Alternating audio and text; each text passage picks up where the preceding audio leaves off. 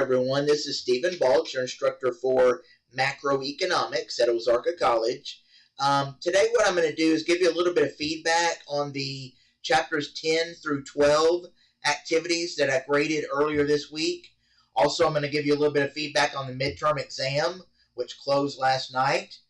And then I'm going to tell you what we've got coming up due for our next set of chapter activities for chapters 13 and 14.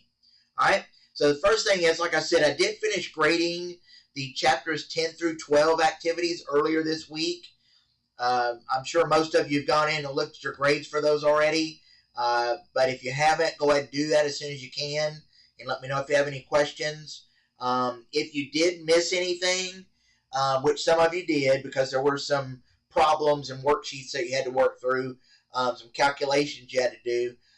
If there were any items that were missed, I tried to be very specific on what the correct answer should have been, and tried to explain exactly why I counted points off. But after reading the grading comments, if you have questions, just let me know, and I'll be glad to answer any questions that you have. Most of you did well on the those chapters 10 through 12 activities, but I think a few of you are waiting too late to get started on the activities, and you're kind of running out of time. So, you're not completely answering some of the questions and skipping over some of the questions. And so the basic remedy for that is to get started earlier. Don't wait until the last day to start, the due date to start on your activities. Go ahead and work on them early, and that way you don't run into that issue. Okay, like I said, though, overall, most of you did well on those chapters 10 through 12 activities, so keep up the good work on that. Now, the midterm exam, it closed last night. Most of you did really well on the midterm exam, so overall, I was very pleased with the grades on that.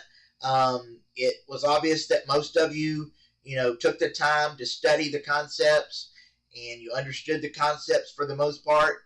Now, with that being said, there were a few students who, for some reason, did not take the midterm exam, even though it was open from, Monday through Wednesday of this week. So you had a 3-day window of opportunity to take the midterm exam, and some of you didn't.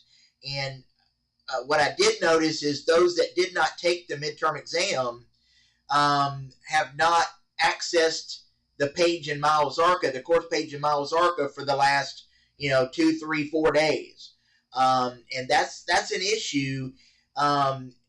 Remember, at the very beginning of the semester, I said that it is important to at least access the course page once per day.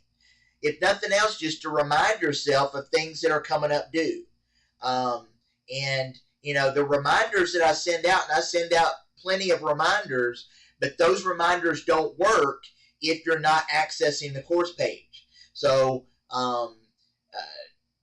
if you're having some issues with the course or following along with the course, you need to let me know that.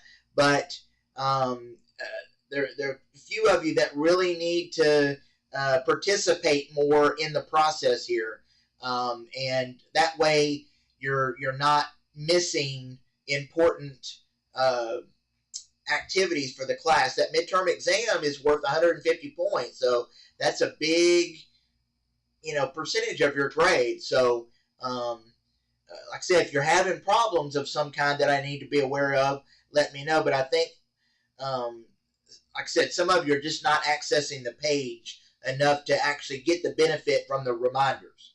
All right. Let's see. So if you look at the activities page in MyOzarka, right now we're at the end of week 8 of the semester. Okay. Of course, we just had our midterm due last night. And so our next set of activities is due next week, specifically Thursday, October 16th. So you've got just about a week to be working on chapters 13 and 14 activities. Chapter 13 covers fiscal policy. And we've talked about fiscal policy in general terms earlier this semester, but In Chapter 13, we're going to get into a lot of specifics on how the government intervention in the market through fiscal policy is used to influence the economy or impact the economy. So fiscal policy in Chapter 13 is government intervention in the market through purchases, taxation, and transfer payments to promote those three basic macroeconomic goals that we talked about earlier this semester, which are full employment, price stability, and economic growth.